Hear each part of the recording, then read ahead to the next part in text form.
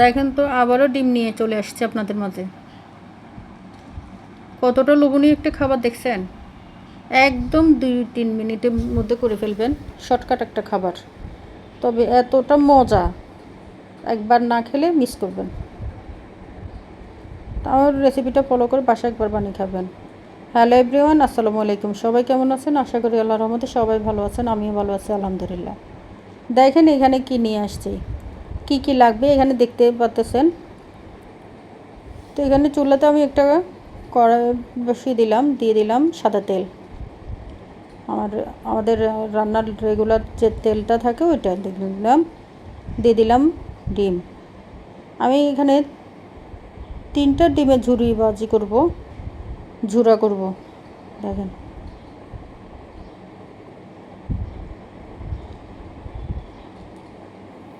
এই ভাজিটা এতটা লোভনীয়, এতটা মজা। যদি কেউ একবার বাসায় আমার রেসিপিটা ফলো করে বানিয়ে খান, আমাকে একটু প্লিজ কমেন্ট বক্সে জানাবেন। অনেক মজা এই ভাজাটা।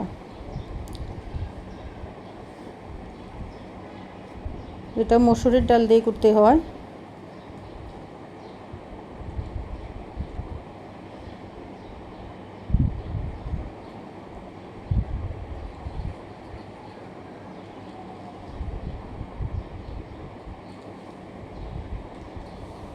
তো এখানে আরেকটা প্যান বসিয়ে দিলাম চুলায়। কড়াইতে আমি আবার দিয়ে দিলাম তেল। ওখানে তেল দিছি, ডিমে তেল আছে, কিন্তু এখানে আমি অল্প একটু সামান্য তেল দিলাম। তারপর দিয়ে দিচ্ছি পেঁয়াজ। পেঁয়াজটা হালকা ব্রাউন করে নিব, ভেজে নিব। দেখেন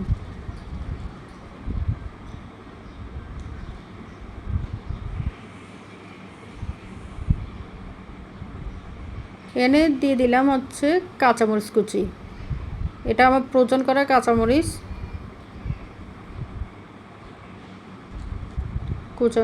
কুচি করা। এখানে দিয়ে দিলাম হচ্ছে পেঁয়াজ কলি।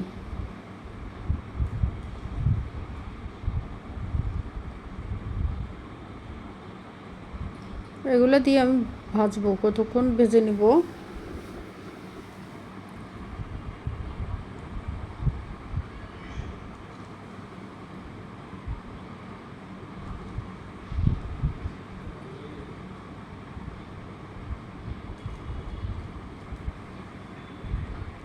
পেঁয়াজটা হালকা ব্রাউনি কালার হয়ে আসলে আপনারা দিয়ে দেবেন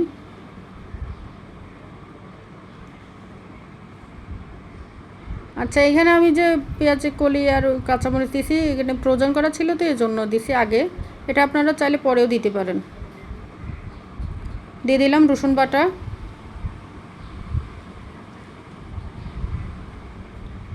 আপনারা চাইলে এখানে আদা বাটাও ইউজ করতে পারেন, আমি করি নাই।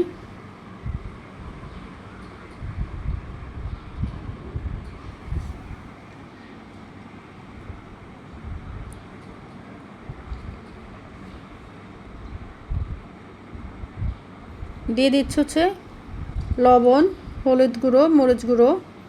এটা পরিমাণ মতো আপনারা বাসায় যে যা ইচ্ছে মতো রান্না করে খেতে পারেন। হলুদ গুঁড়ো 1 চা চামচ থেকে কম, মরিচ গুঁড়ো 1/2 চা চামচ। এখানে মসুর ডাল তো, ডালের একটু মরিচ আর ডিমে একটু মরিচটা কম খাবে, লাল মরিচটা, তো এই জন্য দিয়ে দিলাম মসুর ডাল। ডালটা কিন্তু ভাজতে হবে, একটু হাতের সময় নিয়ে ভাজবেন।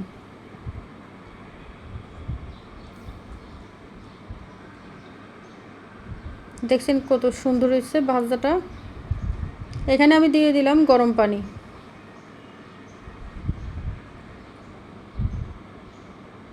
পানিটা অবশ্যই গরম দিবেন, কারণ ডালে যদি আপনার ভাজার পরে ঠান্ডা পানি দেন, ডালটা সিদ্ধ হবে না, গোটা গোটা থেকে যাবে। তো এই জন্য চেষ্টা করবেন গরম পানি দেওয়ার জন্য। এখন দিয়ে দিচ্ছি হচ্ছে আমি যে ডিমের ঝুড়িটা করছি ওটা।